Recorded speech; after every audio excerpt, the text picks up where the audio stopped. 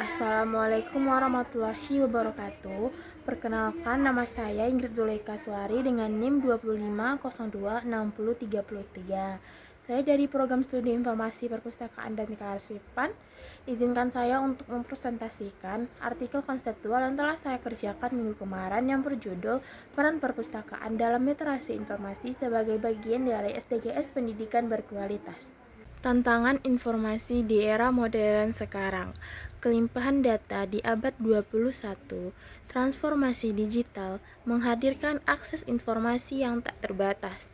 Namun, hal ini yang memicu tantangan baru yang kompleks bagi pemustaka modern, seperti banjirnya informasi, produksi data digital yang melimpah tanpa proses verifikasi yang ketat.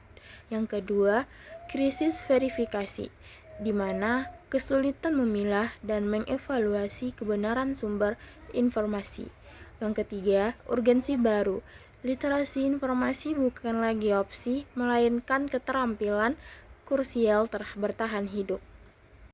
Krisis verifikasi kalangan muda. 75% generasi Z terpapar hoaks, yaitu minimnya saringan informasi mandiri. Tingkat literasi informasi masyarakat Indonesia masih berada dalam kondisi memprihatinkan, khususnya di kalangan generasi muda digital. Yang pertama, kelemahan media sosial, yaitu membagikan konten secara instan tanpa memverifikasi akurasi sumber awal. Yang kedua, penyebaran masif, informasi palsu, misinformasi, dan disinformasi yang merayap dengan cepat di platform siber. Yang ketiga, dampak sosial yang buruk dengan melemahkan kohesi sosial dan merusak kualitas pengambilan keputusan penting. Definisi dan dimensi literasi. Yang pertama, definisi dasar UNESCO, yaitu akses efektif dengan kemampuan menemukan dan menjangkau sumber informasi yang relevan dengan cepat. Yang kedua, evaluasi kritis, menilai tingkat keandalan, kredibilitas, dan orisinalitas dari setiap data yang didapat. Yang ketiga, pemanfaatan etis, memanfaatkan dan menciptakan informasi baru secara bijak demi kemaslahatan bersama. Kemudian kompetensi multidimensi. Yang pertama, dimensi kognitif dengan mengembangkan pemikiran kritis, analisis tajam, dan sikap skeptif yang sehat. Yang kedua, dimensi teknologis, beradaptasi dengan lancar terhadap berbagai instrumen penelusuran digital modern. Yang ketiga, dimensi etis dan afektif, memahami hak kekayaan intelektual dan tegas menghindari segala plagiarisme. Sinergi strategis dengan SDGs 4, yaitu pendidikan inklusif, menjamin ketersediaan akses informasi yang setara, merata, dan adil bagi seluruh lapisan masyarakat sipil tanpa batasan. Yang kedua, belajar sepanjang hayat, membekali pemustaka dengan keterampilan mandiri untuk terus menuntut ilmu di luar kurikulum pendidikan formal. Kemudian kemitraan sosial yang menjembatani jurang kesenjangan digital melalui penyelenggaraan program pelatihan literasi digital yang inklusif. Berikutnya, metodologi studi literatur. Metode penelitian yang saya lakukan pada artikel konseptual yaitu yang pertama, pendekatan kualitatif deskriptif melalui penelusuran mendalam terhadap studi literatur teoritis dan praktis. Yang kedua, sumber data, tinjauan sistematis atas jurnal ilmiah terakreditasi, panduan kurasi UNESCO, buku referensi, dan dokumen kebijakan resmi. Yang ketiga, teknik analisis. Analisis induktif dengan membaca secara teliti, membandingkan argumen para ahli, dan menginventaris pola konsep utama. Kemudian fokus kajian dengan investigasi mendalam mengenai kontribusi perpustakaan terhadap penguatan kompetensi literasi informasi pemustaka. Selanjutnya, evolusi ruang perpustakaan. Perpustakaan sebagai transformasi pusat pengetahuan, yaitu perpustakaan modern kini telah melampaui fungsi tradisionalnya yang sekedar menjadi tempat penyimpanan atau sirkulasi buku fisik yang pasif.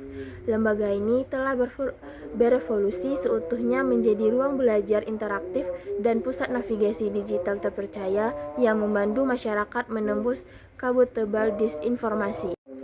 Perpustakaan tentu memerlukan pustakawan. Pustakawan tidak hanya sebagai pengelola buku, tetapi juga sebagai pendidik dan konsultan riset. Pustakawan masa kini memegang posisi strategis sebagai jembatan ilmu di tengah dinamika akademis abad 21 yang serba cepat. Mereka bertugas menjadi edukator informasi yang mendampingi pencahayaan rujukan kredibel, bertindak sebagai konsultan riset dalam menguji integritas karya ilmiah, serta memperluas inklusi digital bagi kelompok masyarakat rentan. Dua landasan teori utama pada artikel konseptual yang telah saya buat. Yang pertama yaitu teori literasi informasi. Fokus kajian, pengembangan keterampilan kognitif dan teknis untuk memproses dan menyaring data secara mandiri. Membekali pemustaka dengan indikator penilaian orisinalitas dokumen untuk melahirkan karya akademis yang etis, bernilai tinggi, dan bebas dari isu plagiarisme. Yang kedua, adanya teori perilaku informasi. Fokus kajiannya terhadap studi pola perilaku psikologis manusia saat mendorong, mencari, dan memanfaatkan informasi. Menganalisis hambatan kognitif pemustaka untuk merancang sistem penelusuran perpustakaan serta tata kelola layanan informasi yang ramah pengguna. Selanjutnya, peta jalan penguatan literasi. Tahap 1, analisis. Identifikasi kesenjangan kecakapan digital dan pemetaan kebutuhan informasi spesifik kelompok pemustaka sasaran. Tahap 2, kurikulum penyusunan modul pelatihan literasi informasi bertingkat, mulai dari tingkat dasar, penelusuran hingga evaluasi akademis. Tahap 3, sinergi, kolaborasi aktif antara pustakawan dan staf akademis pengajar guna mengintegrasikan literasi ke kurikulum utama. Tahap 4, evaluasi, yaitu pengukuran berkala terhadap capaian pembelajaran guna memastikan program berdampak signifikan bagi masyarakat luas. Jadi, kesimpulan dan rekomendasi dari artikel yang telah saya buat yaitu perpustakaan sebagai pilar utama pendidikan berkualitas. Perpustakaan modern bertindak sebagai penggerak peningkatan kualitas literasi informasi masyarakat untuk menyukseskan SDGs 4 sebagai pendidikan yang berkualitas. Yang kedua, pengembangan kapasitas berkelanjutan, diperlukan penyelenggaraan lokakarya, evaluasi rujukan, dan bimbingan kepenulisan ilmiah yang terprogram serta mudah dijangkau oleh umum. Yang ketiga, kemitraan multipihak secara aktif, yaitu mengakselerasi kolaborasi lintas sektoral antara perpustakaan, institusi riset akademis, lembaga pers, dan pengambilan kebijakan daerah. Sekian presentasi dari saya, semoga bermanfaat bagi kita semua. Perpustakaan adalah kunci gerbang dunia literasi yang membuka cakrawala masa depan yang inklusif dan berkualitas. Mohon maaf apabila ada kesalahan. Wabillahi taufik wal hidayah. Assalamualaikum warahmatullahi wabarakatuh.